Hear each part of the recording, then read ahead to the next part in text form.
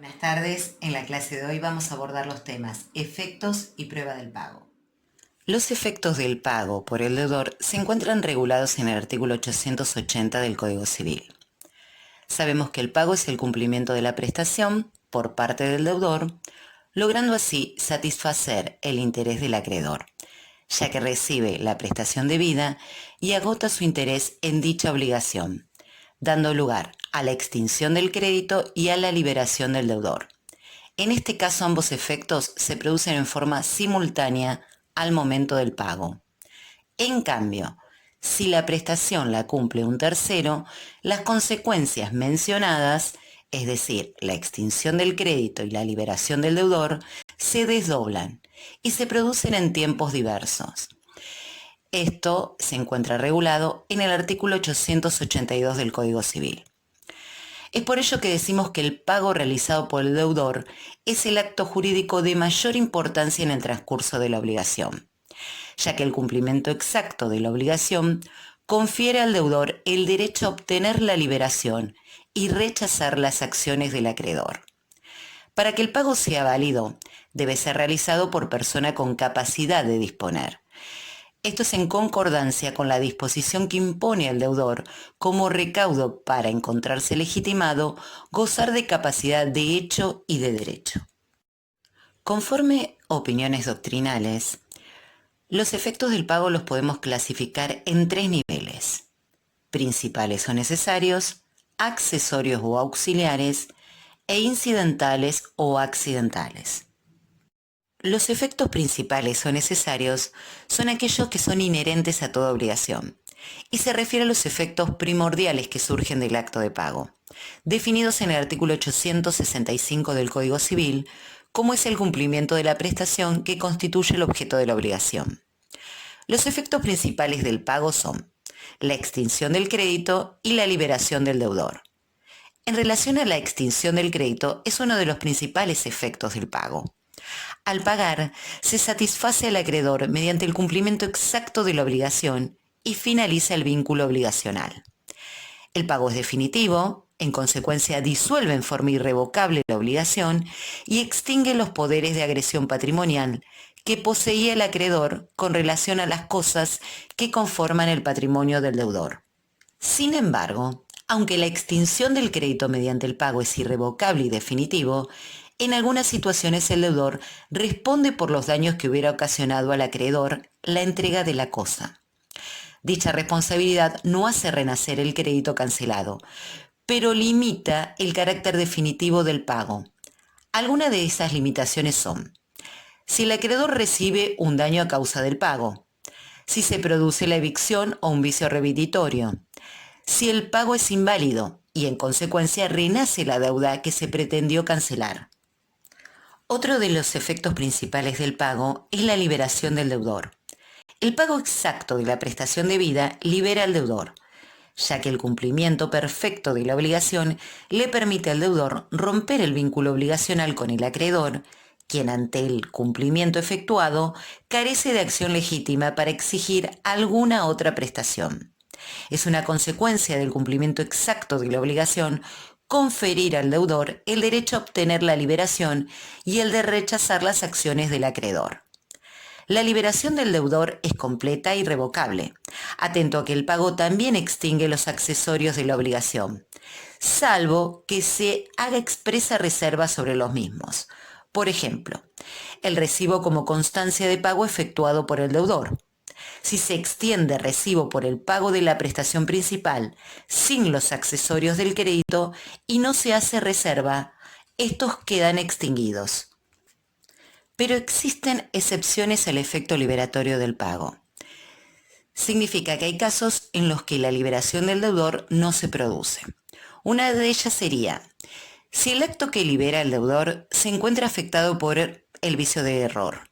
Entonces dicha liberación no se produce, ya que por efecto de la nulidad que invalida el acto, las cosas se retrotraen al mismo estado que se encontraban antes del acto declarado nulo, en virtud de lo cual el acto se restablece sin que se produzca la liberación del deudor. Otro caso es la recepción de pagos parciales, No importa la liberación del deudor y la renuncia a la acción de cobro si se hizo expresa reserva del reclamo, de modo que los réditos deben continuar computándose hasta tanto el acreedor haya sido satisfecho en su totalidad. Otra de las clasificaciones de los efectos del pago es en accesorios o auxiliares.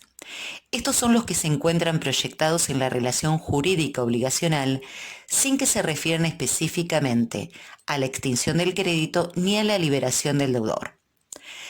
Estos se clasifican en efecto recognoscitivo, efecto confirmatorio, efecto consolidatorio y efecto interpretativo. En relación al efecto recognoscitivo, al efectuar el pago, el deudor admite encontrarse vinculado jurídicamente al acreedor, mediante una obligación que es la causa que origina el deber de pago. En relación al efecto confirmatorio, si la relación jurídica que vincula a las partes adolece de algún vicio que provoque la nulidad relativa del acto, el pago voluntario que realice el deudor produce la confirmación del acto viciado. Con respecto al efecto consolidatorio, en materia contractual las partes pueden pactar la facultad de arrepentirse de un contrato mediante una cláusula de señal, por lo cual, si las partes se acuerdan la recepción de una señal u arras con la posibilidad de arrepentirse de celebrar el mismo, el pago consolida dicho acto. Ello es así en virtud de que el pago, conforme al principio de ejecución del acto, hace cesar el derecho a arrepentirse. Con respecto al efecto interpretativo, si el contrato contiene cláusulas oscuras que no pueden interpretarse contextualmente, es factible tomar en consideración la conducta de las partes durante la ejecución del contrato.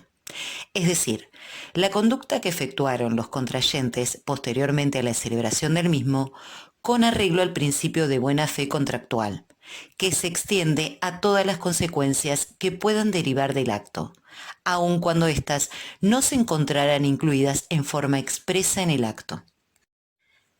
Y la última clasificación en cuanto a efectos del pago es en incidentales o accidentales.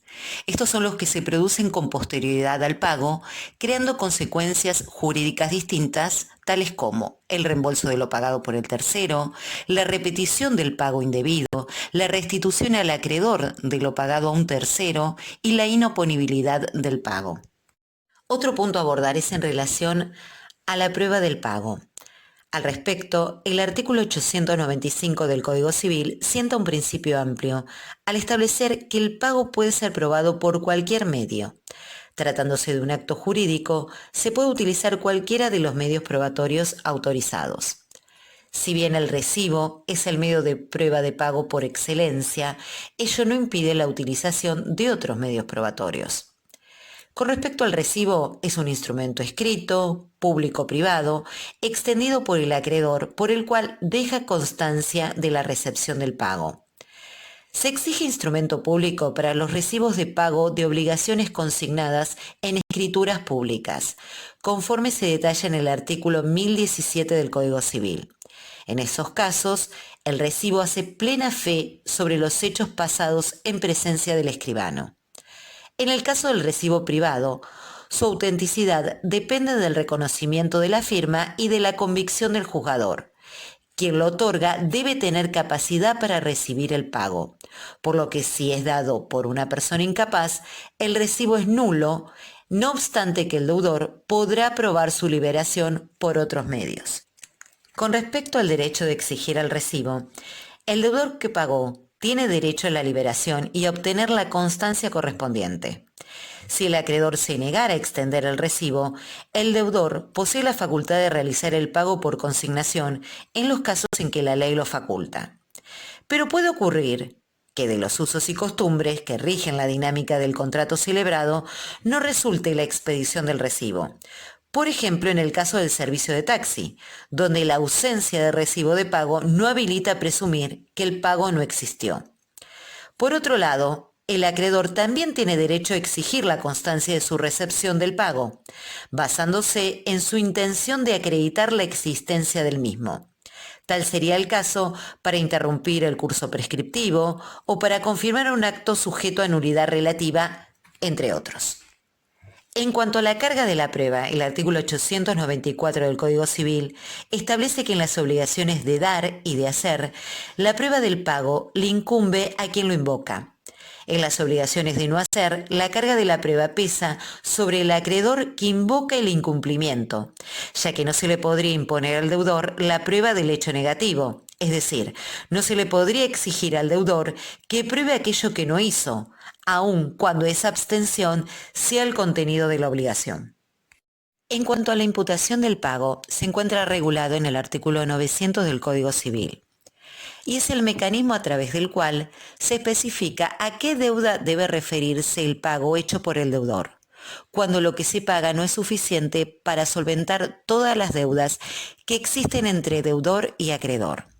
Resulta útil cuando existen varias obligaciones de igual naturaleza entre el deudor y el acreedor, y el pago no alcanza para cubrir todas las deudas existentes entre ellos. Pero para que la imputación de pago sea válida, deben reunirse ciertos requisitos. Entre ellos, que existan varias obligaciones pendientes de cumplimiento entre las mismas partes, que las obligaciones tengan por objeto prestaciones de la misma naturaleza, y que el pago realizado no alcance a cubrir todas las obligaciones. En cuanto a la oportunidad, si la imputación del pago es realizada por el deudor, ésta se llevará a cabo al momento de efectuarse el pago. Si bien la norma se refiere a la imputación realizada por el deudor al tiempo de formular el pago, nada impide que haga saber su voluntad con anterioridad a ese momento. La facultad del deudor al momento de realizar la imputación no es ilimitada, ya que se contraponen los derechos del acreedor. Hay supuestos en los que el deudor no puede imputar sin consentimiento del acreedor. Tal es el caso del deudor que debe capital más intereses.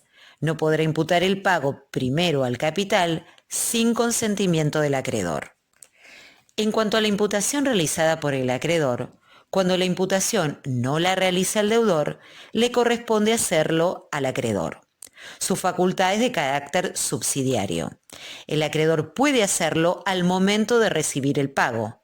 No puede hacerlo antes, porque la facultad le corresponde al deudor, ni tampoco después de ese momento, porque la imputación será legal. En cuanto a la imputación legal, esta es subsidiaria a la que podrían haber realizado el deudor y el acreedor, cada uno en su oportunidad. La ley imputa en primer término el pago a la obligación de plazo vencido más oneroso al deudor. Pero ¿cómo se puede determinar qué deuda es más onerosa para el deudor? La apreciación de la mayor onerosidad de una deuda dependerá de las circunstancias de cada caso y del criterio del órgano jurisdiccional. Finalmente, cuando las deudas son igualmente onerosas, sin poder ponderar una en particular, debe aplicarse el prorrateo que habilita un pago parcial. Por vía de excepción, en este caso, puede serle impuesto al acreedor.